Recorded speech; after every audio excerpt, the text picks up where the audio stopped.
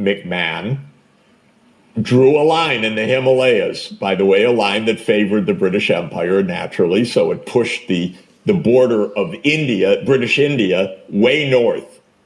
And the Chinese said no. And the Tibetans said, okay, we'll sign separately with you. And the Chinese said, wait a minute, we just have this treaty just 6 years ago that this is a bilateral relationship. Well, the British, like they always do, just signed with Tibet. And China rejected that agreement, saying that's invalid, that Simla agreement. And that's called the McMahon Line. And then, interestingly, when India gained its independence in 1947, Nehru, who was a wonderful person, just adopted the McMahon Line. Said, okay, we'll take the British imperial line. And the Chinese said, no, you have to negotiate with us. And the Indians till today have said, no, we take the British line. It's an exact case that all problems go back to the English, because there's nothing honest about the sequence of events. I want China and India just sit down and settle this thing honestly, understand the history, go back, don't let Britain get in between you two. But isn't this like every place? Isn't this like Palestine? Isn't this like Cyprus today? Isn't this like Iraq? Wherever the British stood, they acted, let's say, not exactly with principle, but in the most opportunistic possible ways. And they just left a trail of unsolved problems everywhere. And the Americans do it even worse now. Because you mentioned Cyprus and the conflict that we have now in Cyprus, that we are occupied by Turkey, what do you think is the role of Turkey in this with Iran? Do you think Turkey is happy? Probably not with what is happening. Of course, this is another reason why the war could just expand and things could become terribly complicated. What we're hearing in the last 48 hours is the United States is trying to arm the Kurds to invade Iran. Gee, that seems like a great idea. That's going to make Ankara very happy too. That's going to simplify matters. In other words, that's going to expand the war, possibly disastrously. And this is, can somebody just stop the bullshit? Don't get the Kurds into this. Don't bring Turkey in as another belligerent in all of this. Stop the spread of the madness. Don't get the Kurds to invade Iran right now. This is so typical CIA, by the way the CIA works. It's the ultimate is you want to divide any country. You want to play on any fissure possible of ethnic groups. You want to get footholds in. You want to make sure that you divide any society. So this is a typical playbook. Believe me, Trump didn't think of it, but they told him to make the call.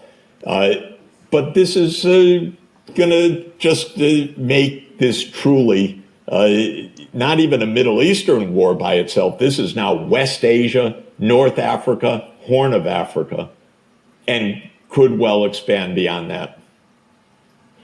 So Turkey will stay as it is probably and don't get involved in this as... I think what Turkey would really like... But Israel wants to drag Turkey into this. Of course. Israel wants to drag everyone into war, and it wants the United States to do the full Donald, which is, we'll stop at nothing to ensure global hegemony and Israeli regional hegemony. It's the madness that gets us into World War III if we go in this direction. And of course, Israel, honestly, is so dangerous, so rogue, that it just needs to be stopped. The whole world, the U.S. won't do it, but the whole rest of the world needs to tell Israel very clearly, simply, very clearly, your borders are real, and they are the 4th of June, 1967.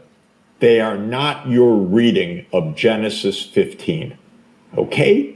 Got it? Then the world can actually be safe. This is the basic point. Of course, Israel wants to drag everyone into this because it thinks the U.S. in the end will do whatever it takes, quote unquote, to make this work. But these are the delusions of megalomaniacs. So what do you think about the response that we saw from European countries? Greece sent us some ships and planes. Germany, France sent us. I think Italy sent us here in the area to protect Cyprus. What do you think this says? Is this, can we call it a good European response to protect the people of Cyprus as Europe? Or you think that there is something more going on, that they want to use Cyprus to get into the war? Like, what do you think? Well, clearly a number of them are itching to get into the war and to show that they can participate. The only European country that has done it right is Spain. Spain has said, stop the fighting. This war makes no sense. It's dangerous. It's illegal. It's not in our interest. This is the basic point. And this is worth 100 times more, 1,000 times more than sending any ships and troops and all the rest. Donald Trump is a bully. The bully depends on everyone cowering and backing off, or worse, joining in the melee.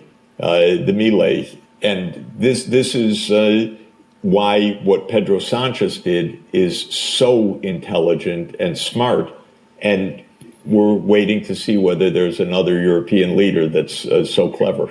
So basically you are saying that they don't want to protect Cyprus, maybe, and they want to get involved in this, the other European countries. I hope they want to protect Cyprus, but Europe is under threat from the United States and Israel. Israel is going to kill the European economy this year. It's going to kill the world economy, the way things are going right now. Europe's under threat. Europe should get out from under the threat, not by increasing the scrum and the violence, but by stopping it. Europe can stop it together with the rest of the world. If the rest of the world tells Donald, you got to stop, you can't use our bases, we're not supporting this, this makes no sense, this is dangerous, this is illegal, this is rogue behavior, you're not going to choose the next supreme leader, just a few basic truths. This actually would end the fighting. Okay, so you are not sure about Cyprus, if it's to protect or to... I have no idea specifically, because I'm not close enough to know, but what I am telling you is...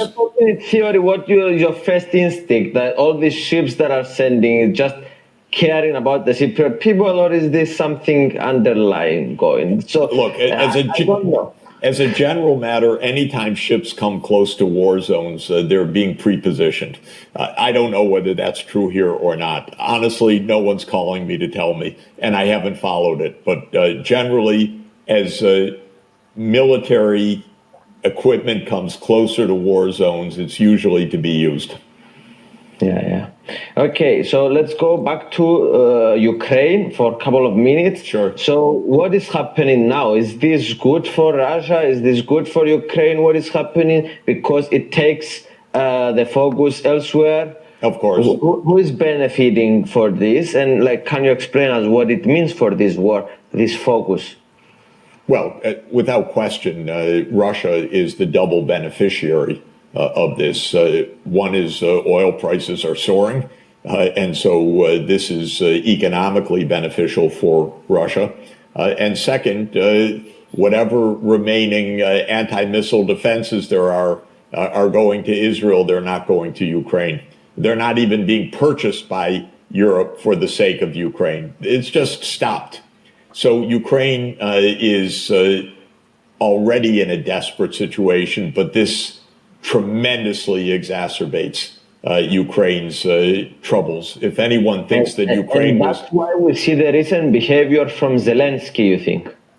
Well, Zelensky's behavior is not something that I find rational to begin with, and not something that I find attractive at all, because he flails around to keep the war going. He makes accusations about anybody that doesn't want to continue the war.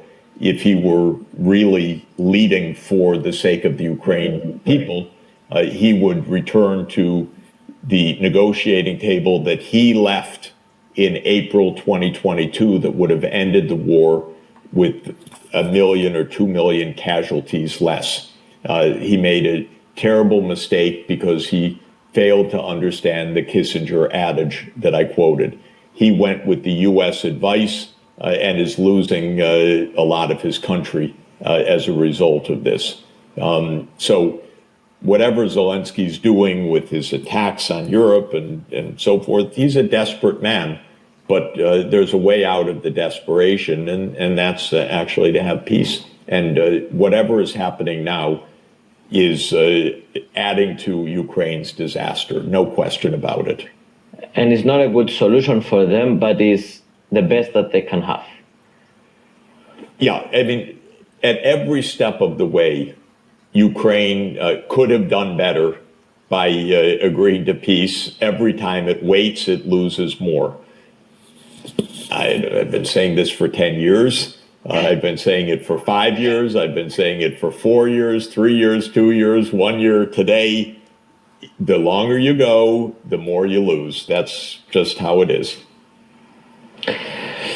Okay, and now with the geopolitics in Europe, we are going to be forced to buy gas from Russia? Or you don't think this will happen? Europe, probably van der Leyen and Merz will say, we don't really need energy. We're tough. We're going to shut down the economy for a few years, but this is in the interest of Europe. That's what I guess will happen. I think so as well. This will happen. It's crazy. And sometimes I'm embarrassed that I'm inside the House of the European Parliament that has the majority that agrees with this view. Yes. It's the House of Mirrors. Everything's upside down. Losing is winning, and the 47th sanctions package will be when there's no more industry, no more work, no more economy. Europe will be on to its 47th sanctions package. So I want the last question. So how do you feel that every time we make a video together, I'm sure that you are viral in other ways, but you are getting millions of views. Like the previous one got 25 million, the previous one 100 million. The thing that we did in the European Parliament, 300 million. How do you feel that this power that you have in a way, and that people listen to you because you shape in a way the public opinion? Do you take this seriously? Do you want to just do your job and explain? Like, how do you think about this influence? And like you saw it with the UN and all this stuff, how do you feel about the impact that you have in the world? Phidias, it's not impact. I'm sitting there cut out from speaking and watching the craziness go on.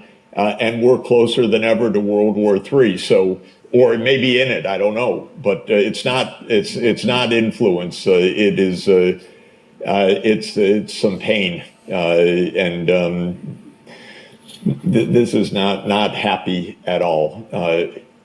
And honestly, Phidias, I mean, I love speaking with you, in part because I know that Europe can do so much better.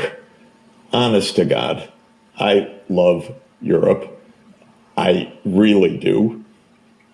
I can't believe what Europe has reduced itself to in political terms. I'm just shocked by it because I've been around a bit and I've known lots of European leaders, and I've known lots of European leaders, and I've just never seen this situation that I've seen. I knew Jacques Delors, I knew Romano Prodi, I knew real leaders in Brussels. I knew, and I've known, and I still know many great leaders in Europe. And while I'm thrilled with Pedro Sanchez and want to give a shout out to him, I'm so dismayed by the rest right now.